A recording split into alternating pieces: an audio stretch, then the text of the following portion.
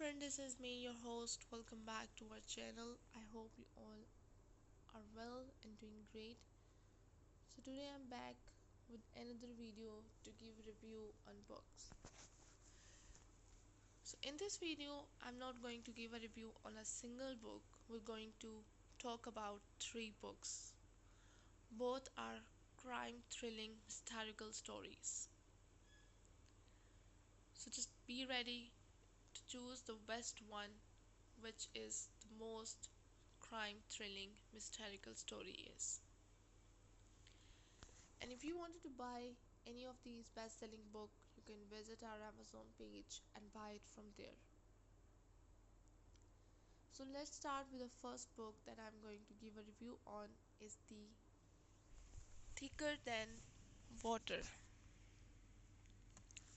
This book is by JD Kirk. This book is absolutely intoxicating, a breath of fresh air.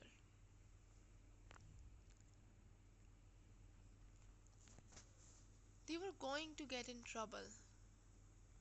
She was certain of it. She was sure she could feel her parents' eyes on her as she slid clumsily down the embankment. Sure, her dad would shout after her as she sprinkled through the heather.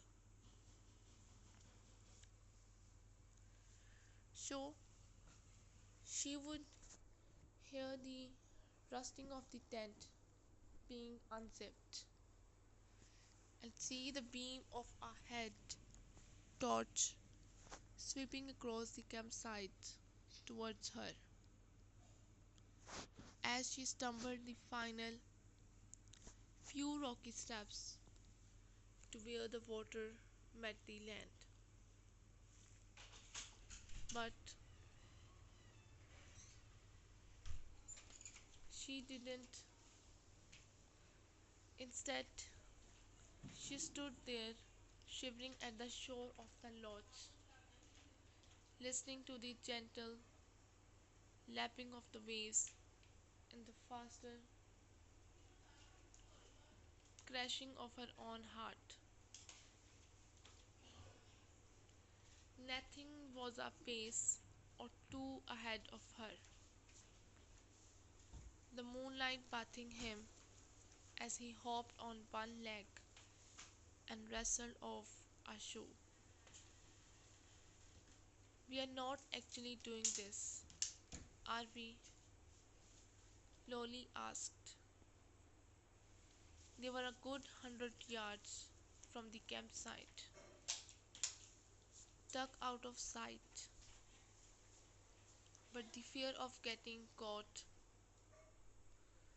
turned the question into a whispered giggle.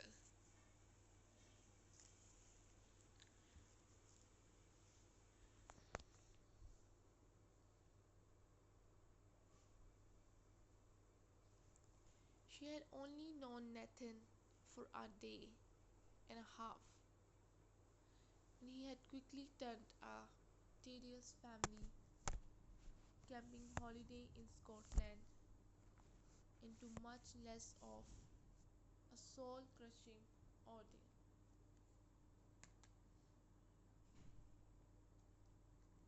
He was 2 years older than her, almost in sixth form,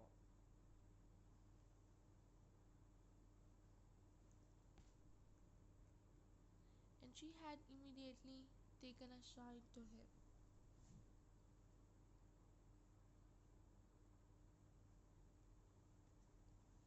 He was funnier than the boys back home, smarter too. He had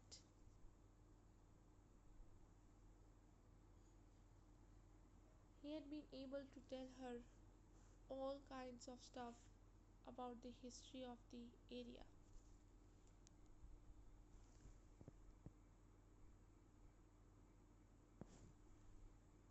Yes, her dad had told her almost exactly the same information during the drive up.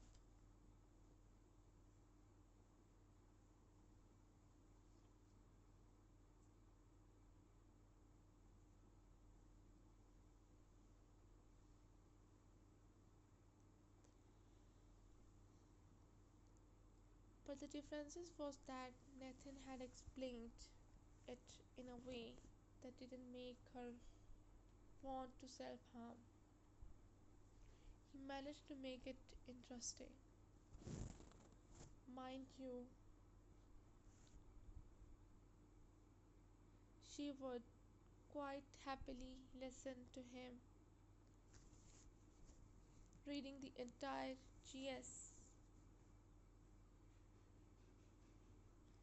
GCSE maths curriculum, she thought.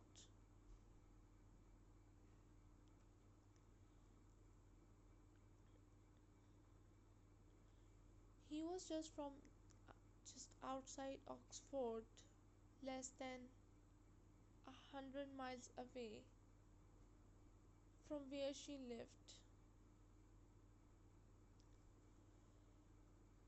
They'd already made plans to meet up back home the night before.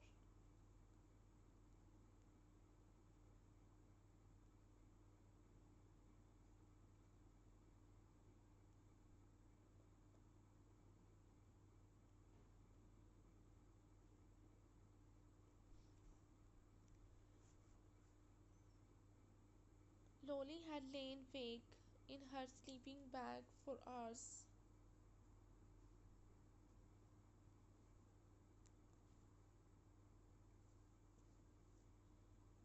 sleeping bag for hours, listening to her parents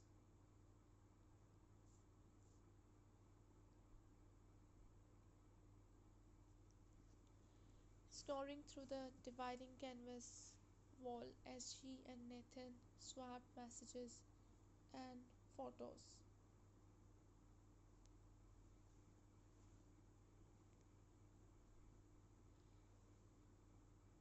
His game was top notch, and when he had sent a version of the distracted boyfriend meme to her with one of her own photos superimposed over the face of the attractive passing woman,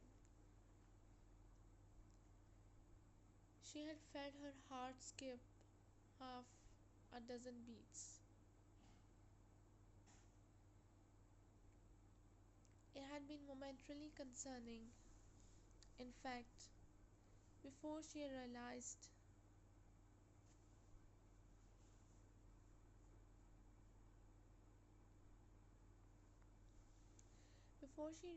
that she wasn't about to go into cardiac arrest and that instead this was what love must feel like. Yes, we are, but it's freezing. Nathan yelped, placing a bare foot in the water, then immediately yanking it back out again.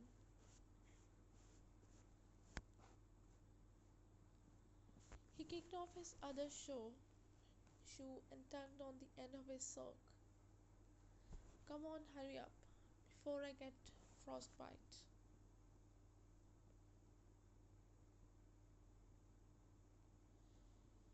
You're not exactly making it sound appealing, Lolly told him, but she pressed the toe of her trainer against the heel of the other shoe and pressed it off.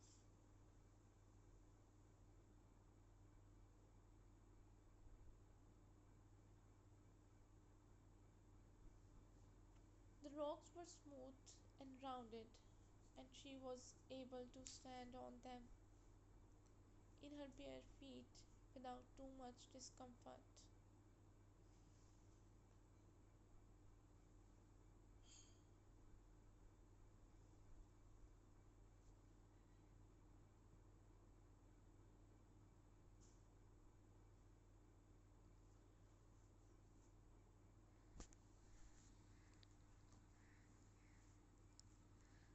Was this actually happening? She glanced nervously back in the direction of the campsite, still expecting to see the lighthouse beam of her dad's head torch sweeping out over the water. When she didn't, she wasn't sure if she felt relief or disappointment. Nathan covered his nipples with two fingers of each hand and fluttered his long eyelashes. Lolly laughed despite her nerves, or perhaps precisely because of them. Don't laugh, you will make me all self conscious, he told her.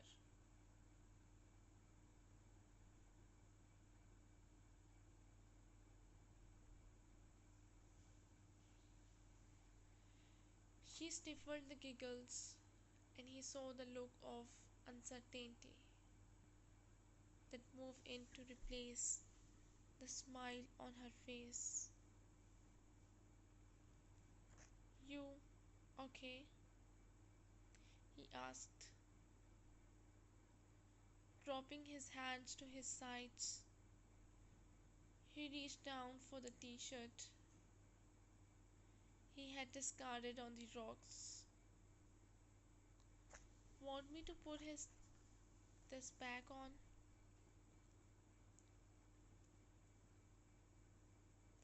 Lolly took a moment, then gave a shake of her head.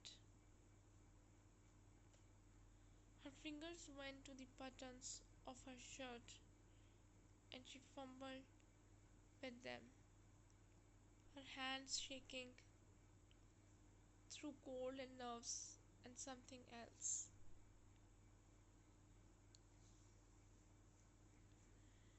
Anticipation, maybe. She couldn't give a name to it, but she liked it.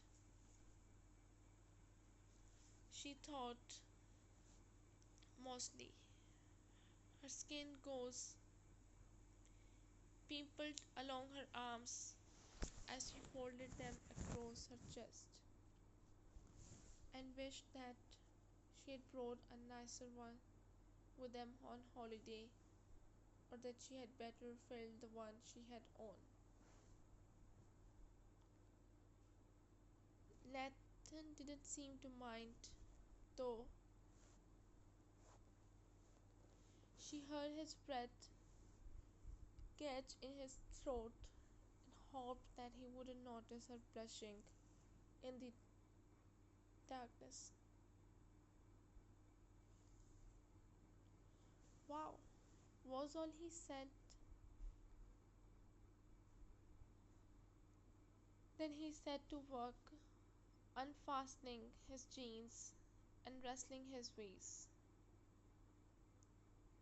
out of them. Once he had struggled his way free, he tossed the jeans down next to his t-shirt and held his arms out, presenting himself like a game show prize. Ta-da! He grinned at her, showing none of the embarrassment or self-consciousness that Lolly felt.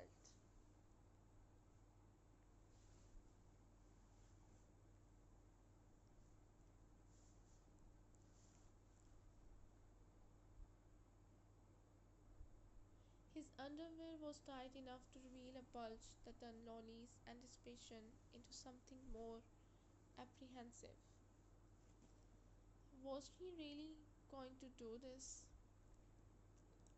Nathan noticed where her gaze was pointed and shifted awkwardly. It's cold out here, all right, he said, still smiling. That's my excuse. and I'm sticking to it.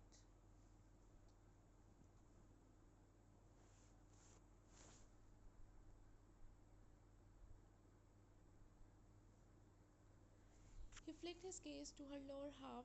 Your turn, he said, indicating her cut off cargo pants. She kept her arms folded, hugging herself in an attempt to stop the shaking.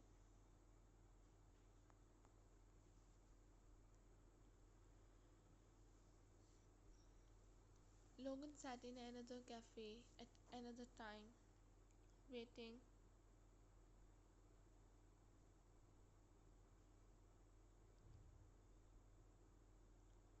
He had been waiting for a while now.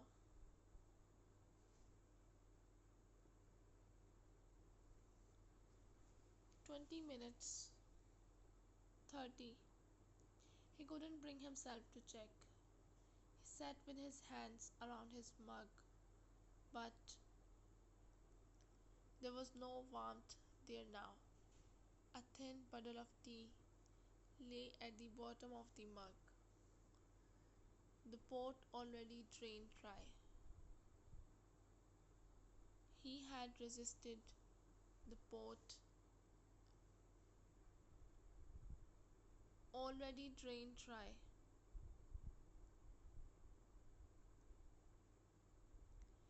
He had resisted the little plastic wrap biscuit for the first 10 minutes or so, but that was now long gone.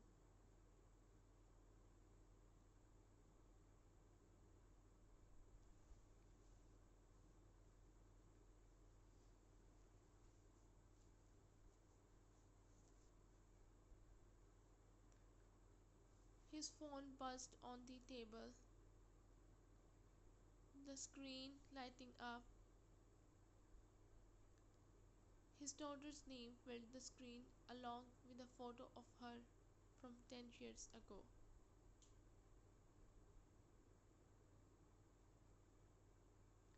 Maddie. Hello, he said, picking up the handset. The cafe was half empty, but he kept their phone conversation with the rest of the world, and he was buggered. He's going to join them. Everything all right.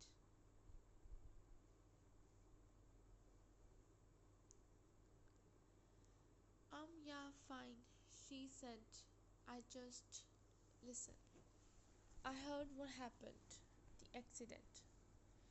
Ben, Logan said. Ben, Madison confirmed.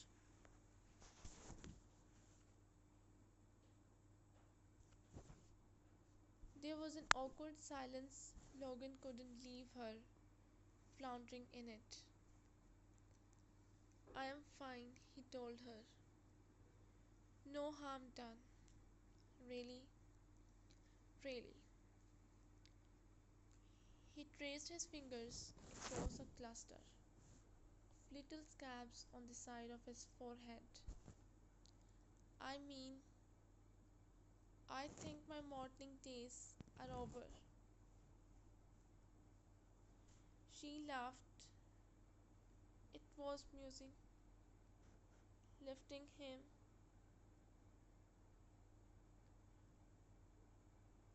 Right, good. That's good, she said. There was another silence, but a little less awkward this time. I'd better go, Madison said. I just wanted to check.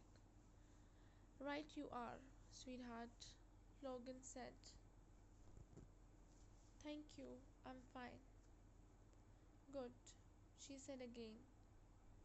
And well, I'm up in Narin in a couple of weeks with work.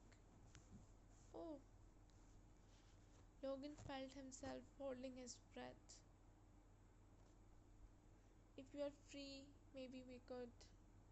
Uh, I'd like that. Right, well, okay. Me too, Madison said. But I better run. I will I will call you. I will look toward to it.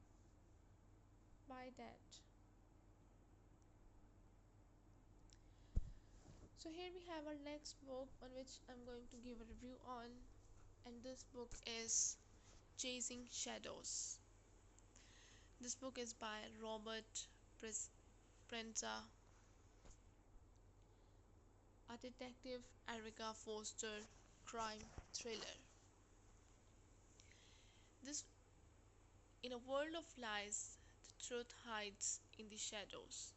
So we're going to see that how the truth hides in the shadows in a world full of lies and how we can see it.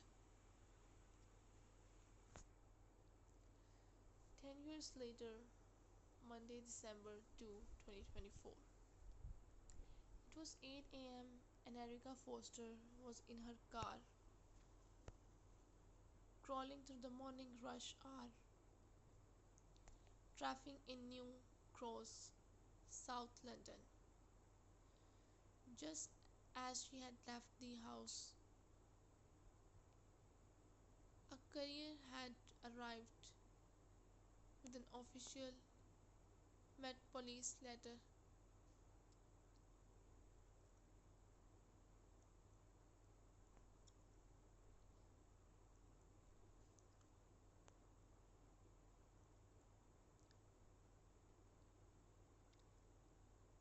Her mandatory medical and fitness test was scheduled for December 20. It was bad news all around. Eriko was now 52 and she had serious concerns about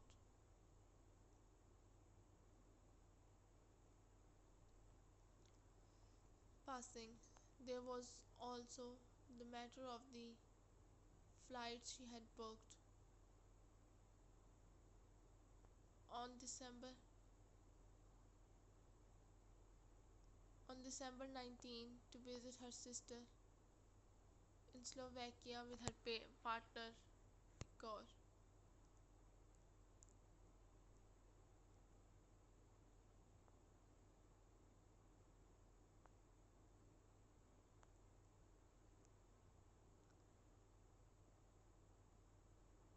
On the radio, Cliff Richard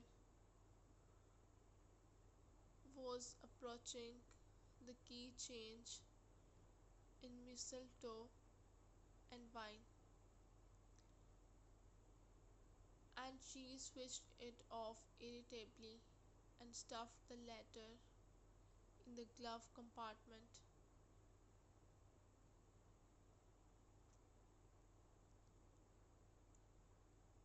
It would have to be dealt with, but first,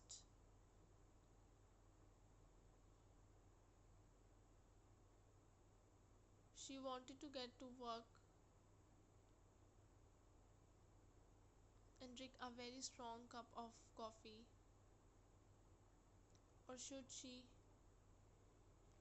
She drank too much coffee and ate too much junk food. She also smoked, slept badly, and she stressed about her job. She had seen battle throughout her career and still bore a scar on her neck from being shot during the drug raid. And then, 6 years ago, she had cracked two ribs and broken both legs below the knee in a car accident. And then there were the psychological tests.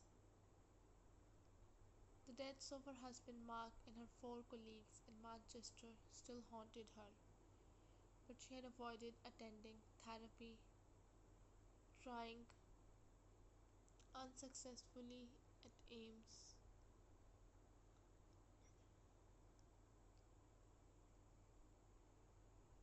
There was a high chance she would fail the physical and be consigned to a desk job or worse. She had been forced to take early retirement. A call on her police radio jolted her out of her thoughts. Any units close to Amersham Road? Erika glanced up and saw, just beyond the traffic lights, the sign for Amersham Road on the corner of the grubby brick wall.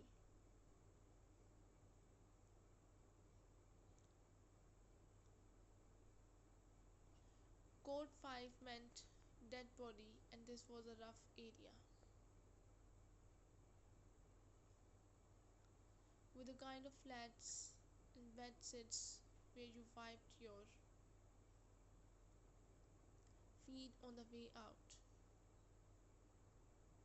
It was either fate she was so close or bad luck.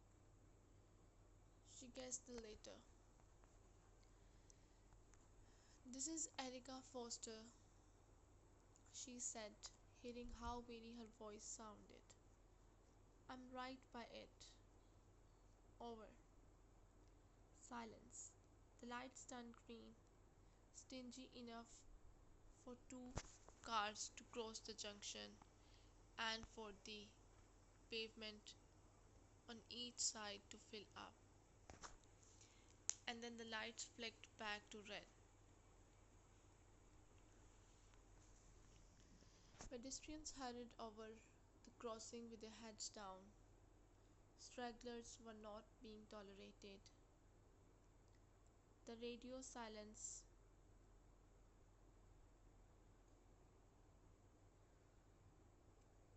went on. Had someone beaten her to it?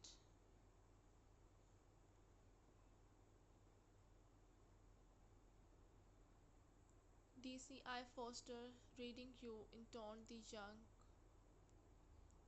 woman working control. It's number 14P, Amersham Road. The tenant reporting the dead body is a sherry place. Sahara Hotel Eco. Erika flicked on her sirens and blue lights and pulled out of the waiting line of cars. The commuters halted on the pavement and the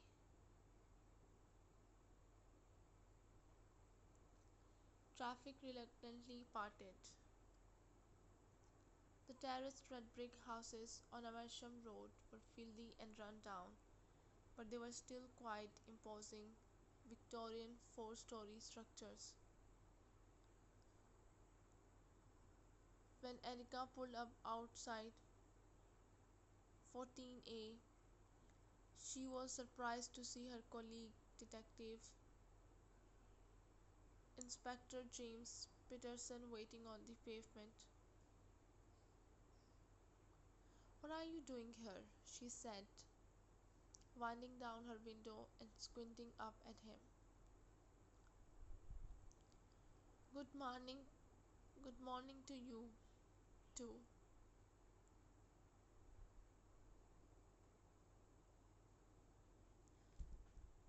"My new house is just up the road. I was in the car when the call when the call came through," he said. He was smartly dressed in a long black coat and a sharp suit. He looked good. "Yeah, of course. Your new house. You're settling in. You'd know if you could come to my house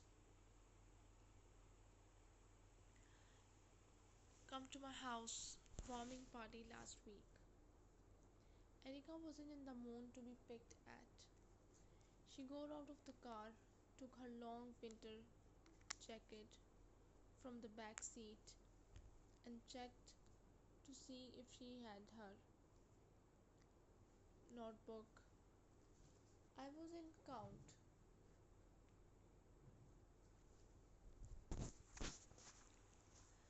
I was in court and too busy to let me know. She stopped and looked at him. At 6'1", Peterson was the same height as Erika, and a slender, handsome black man in his early 40s. They had been an item when she first moved down to London until Erika messed it up. Peterson now had a wife and two small children, but there was still a friction between them, even if neither of them would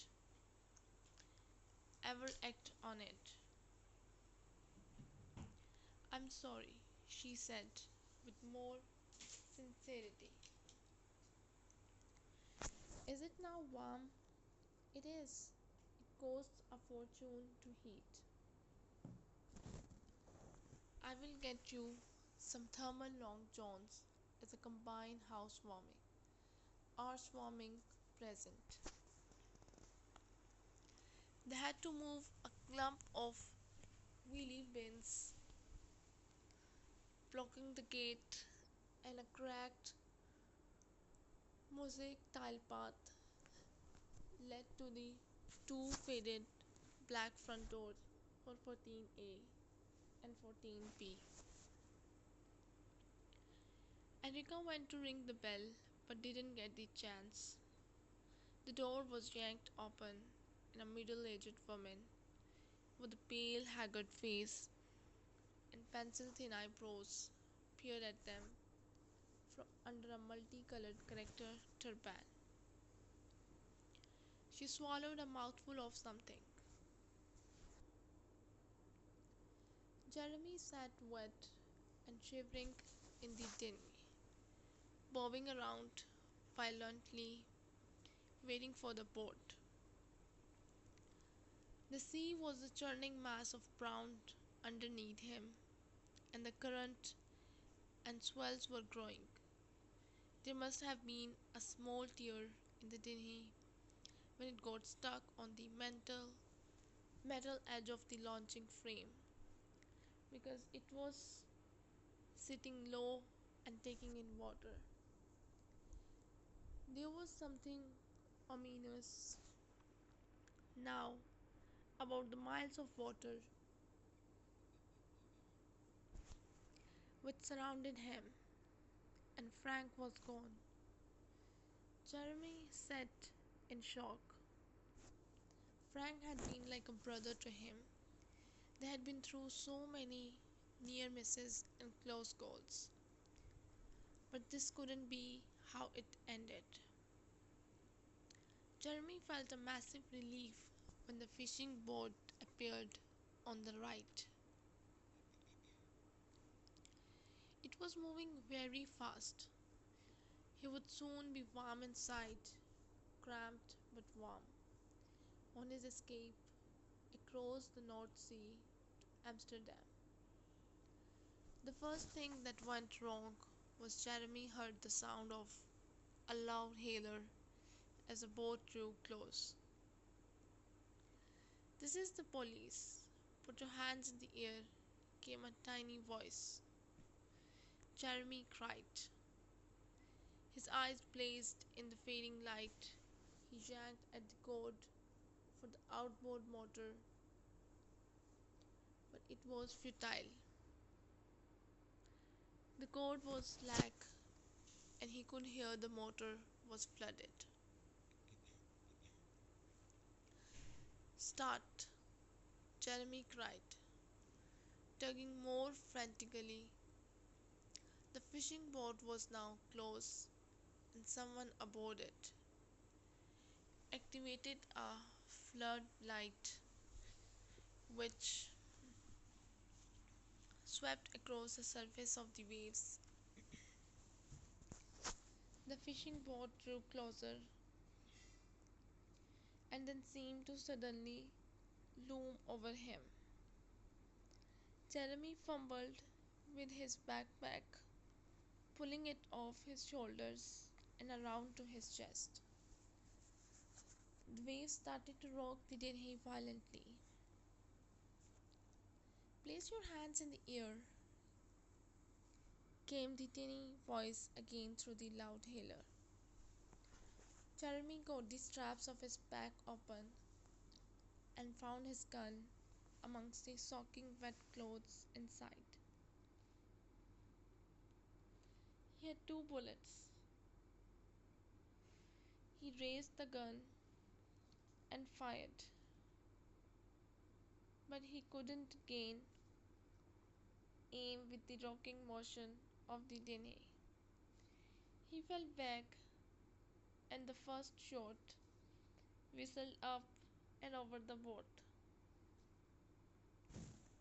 Bright lights blinded him, and he knew the game was up. It was over. He had 1 bullet left. Jeremy pushed the muzzle of the gun into his mouth and pulled the trigger. Later that day, Erika and Moss were back in the interview room with Daniel and her solicitor, Paul. They both seemed very confident. Time is ticking, Erika, said Paul.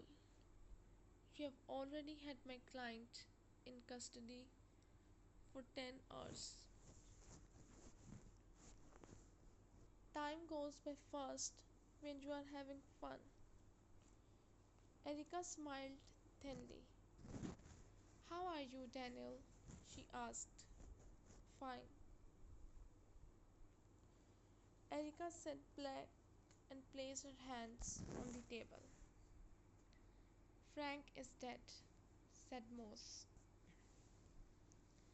Jeremy and Frank were trying to escape in a dinghy and the sea was rough.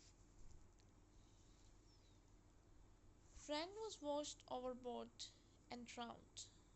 Daniel gave a tiny reaction, her eyes seeming to flare open, and then she kept her face off even. No, Erika nodded.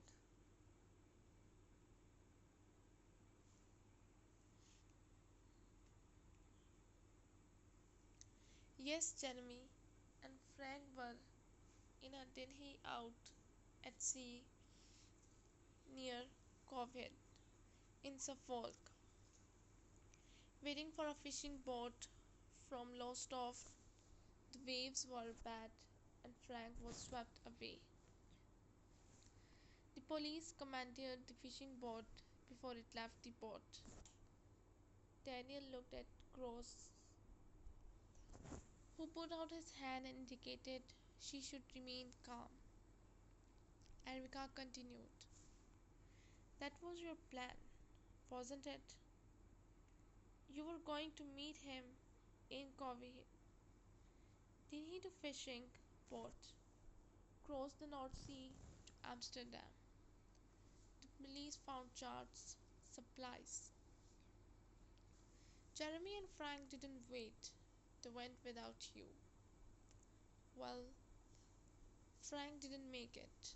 His body was found close to shore. What about Jeremy? Asked Daniel, seemingly unable to stop herself.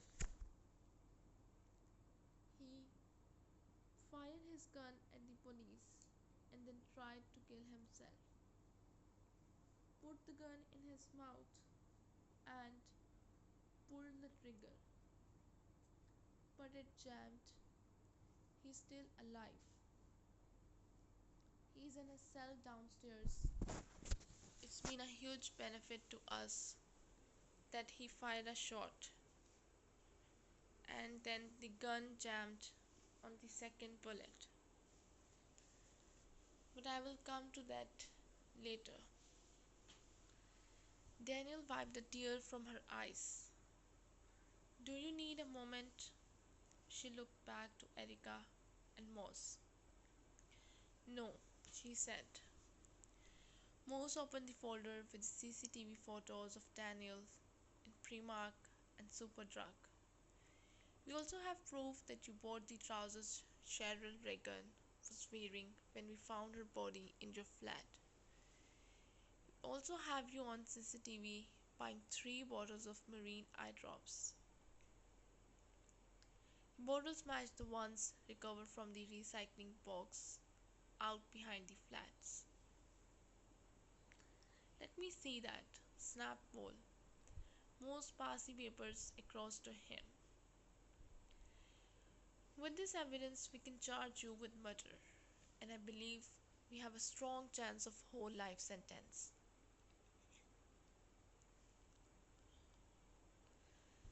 So the next and the last book on which I'm going to give a review in this video is Crime on the Fence, a gripping crime thriller with a huge twist that you're going to love.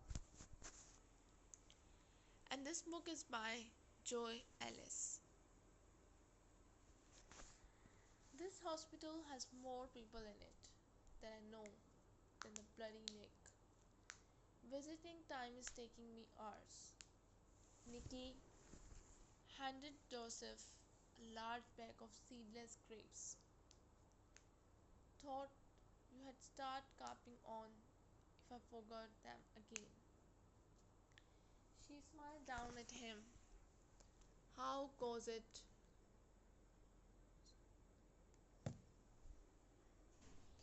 Fair to middling, as my mom used to say, but I'm starting to get suspicious about what they are doing with all the blood they keep taking from me. He eased himself higher in bed and winced, and my gut is still tender as hell. Ah, then you had better give me that fruit back. Maybe they weren't such a good idea after all. She moved a chair up to the bed, sat down next to him, and pulled a small cluster from the bunch of grapes. Everyone sends their love or their regards. Delete which is not applicable. Nikki bit into a grape. So any news on when they're going to discharge you? Joseph pulled a face. 5, maybe 6 days. Things aren't operating quite normally yet, and some liver function test was not quite what they expected either. More blood tests? He nodded glumly. I know, I should be just happy to be alive, but my boredom threshold is.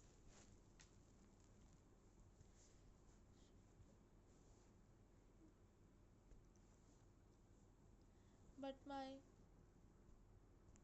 threshold is pretty low. I need to be doing something. How about concentrating on getting better? Done that. I'm improving by the hour. Oh, and how scary. That's one resilient kid. If it hadn't been for Chris Brown's dog, I'm not sure she had have made it. Nikki grinned.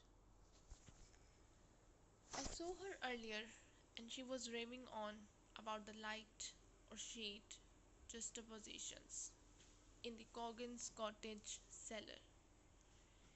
Can you believe it? She actually wants to go back there and photograph the place for her final project. Incredible. But I wish her well. Joseph moved uncomfortably. Have you pieced together what actually happened to her yet? More or less, said Nikki with her mouth full. Nice grapes. Sorry about that guts of yours. Now just prior to Carrie's abduction, 3 mugged Chris Brown, nicked his wallet to make it look good, but actually took his mobile phone. Oh, that answers a lot. Texting her, luring her up to the sea bank, and diverting the suspicion to Chris. Spot on, and lucky for them that Chris was a bit of a weirdo. I was so unhappy with that boy.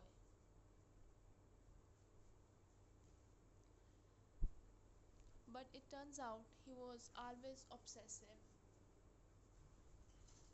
Then his father's death made him 10 times worse. He watches the heavens to be closer to his dad. Nikki looked slightly abashed. I may just have to make a few apologies there. Joseph smiled. You were pretty hard on him, but going to back to Carrie. Why didn't Fluke kill her? Fluke's 2 and 3 were the worker ants. It wasn't in their remit to murder.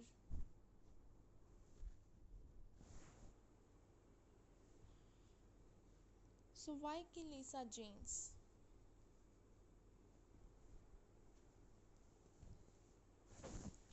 I'm afraid that was simply a whim on the part of Frankie Doyle.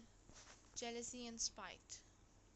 Lisa Jane was all the things that Frankie was not. Beautiful and loved by her family.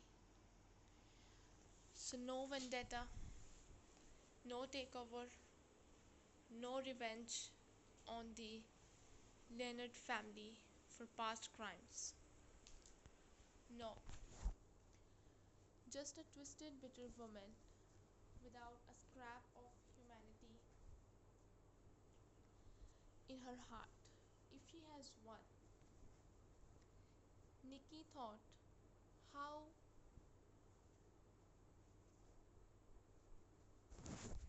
Nikki thought how right Rory Wilkinson, the pathologist, had been when he said she would have a heart as cold as a gravedigger's shovel. And Stephen Cox, the original Fluke, Nikki's face darkened, disappeared. With a face like that, how on earth did he manage that? Beats me, but I really wouldn't. But I really wouldn't want to be him right now. What with the entire British police forces hunting him? No, because Archie Leonard has offered a reward. A strictly unethical and totally below board offer. You understand? Right now, the Carborough looks like Dodge City with wanted, dead or alive posters everywhere. The faster we take them down, the quicker they spring back up again. Sounds like a bit of light relief, actually, said Joseph. It shouldn't be, but it is. Oh, and we are running a mask amnesty. Boxes of the ugly buggers have been handed in over the last few days, mainly by furious parents. It has to be said. We're going to have a ritual burning at some point. Nikki glanced at her watch. Great. You have eaten my grapes, now you want to go? Joseph endeavored to look miffed. Not without giving you these. She reached into her bag, pulled out 3 copies of the Beano, and threw them on the bed. Guess who sent you those? Joseph's face brightened immediately. How's he doing? Brilliantly.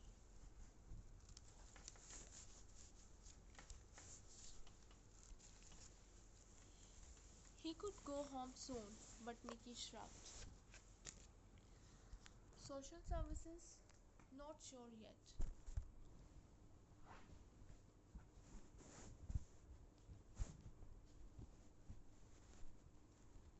I'm working on a few ideas. Joseph tilted his head to one side, and they are. You will be the first to know if I come up with something more suitable for him. She smiled. And now I really do have to go. To see Hannah. How is she?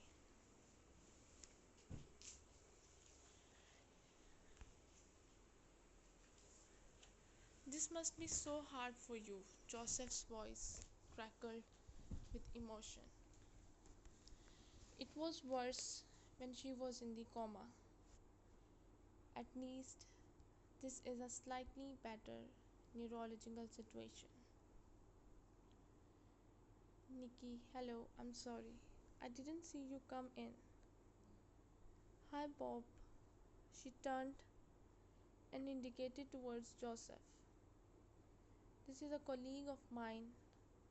Is giving off active duty at present.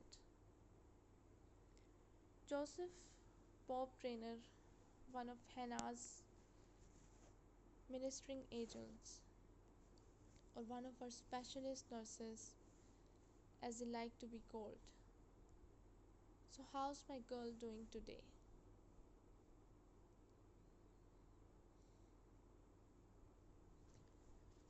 A shiver rippled from shoulder blade to shoulder blade.